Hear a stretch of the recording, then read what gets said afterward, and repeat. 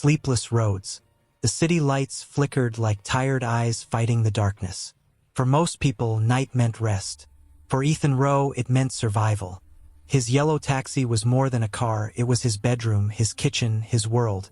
The back seat held a folded blanket, a photo of a little boy with a missing front tooth, and an old sketchbook that hadn't been opened in years.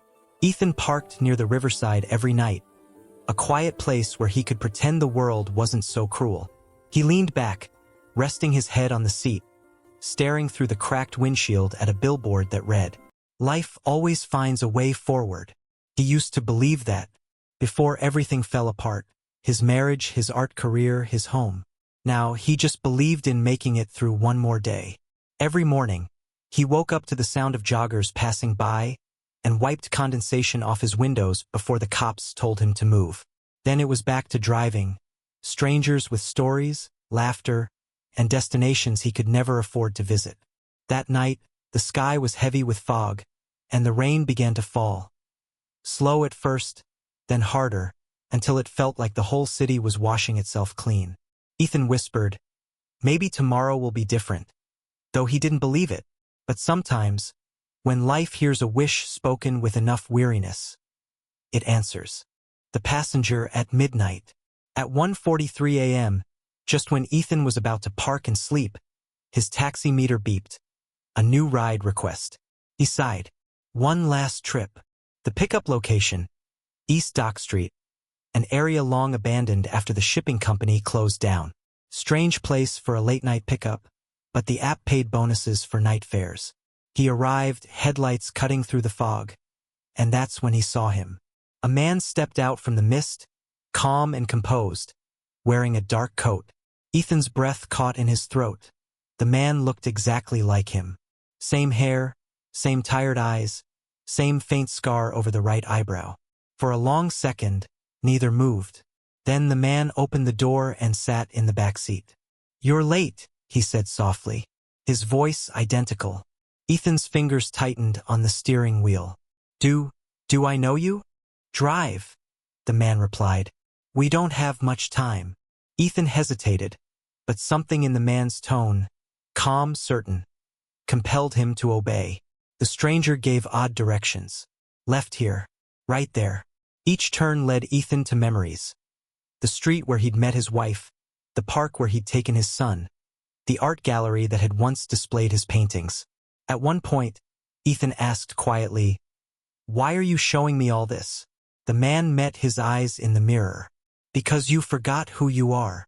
A silence filled the car, heavy, suffocating, yet strangely familiar.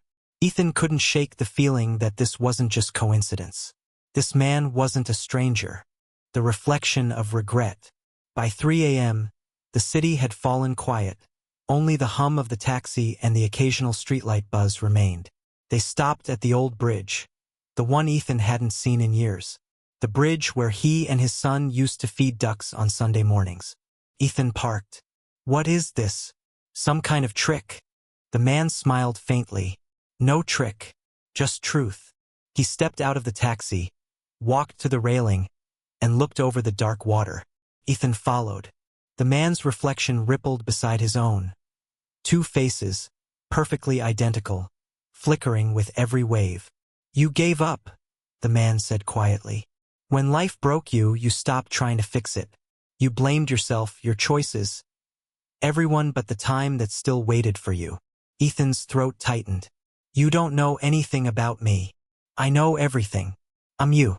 Or rather, who you were meant to become." Ethan's chest felt heavy. "This is crazy. Maybe. But tell me, Ethan, when was the last time you felt alive?"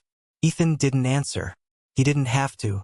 The man placed a folded note in his hand. "You still have time," he said, "but only if you're brave enough to go back." Then he turned, walked toward the fog, and vanished. Just gone. No footsteps, no sound. Ethan stood frozen, heart pounding, clutching the note that simply read, "Take the next turn home. The journey back." For hours, Ethan sat in silence, staring at the words. He could have ignored it, called it a dream, gone back to sleeping in his car. But something deep inside whispered, "Try once more." He started the engine and drove. Not following logic, just instinct. The streets were quiet, the world almost holding its breath. He found himself outside a small corner bakery, the one his ex-wife, Anna, used to dream of owning. The lights were on. Through the glass, he saw her, older but still carrying the same soft smile that had once melted his world. When she looked up and saw him, her expression froze. 1,000 emotions flickered in her eyes. Surprise, hurt, maybe even hope. He walked in slowly. "I didn't know you opened this place." She hesitated. "You didn't ask." Silence stretched between them. Then Ethan offered, "Need help with anything?" She nodded wordlessly. Together they carried flour bags, fixed a broken shelf, cleaned a window streaked with rain. It wasn't about the work. It was about the quiet rhythm of being near her again. Later, they sat at a small table. Anna finally said, "Our son's been drawing again. He says it helps him remember you." Tears filled Ethan's eyes. "I don't deserve that." "Maybe not then," she said softly. "But maybe now." The air was heavy, but not with sadness, with healing. Ethan realized something profound. Sometimes redemption doesn't come with forgiveness from others, but from finally forgiving yourself. The passenger's message. Weeks turned into months. Ethan slowly rebuilt.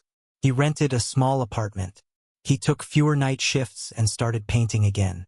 The world, once dull and gray, began to hold color.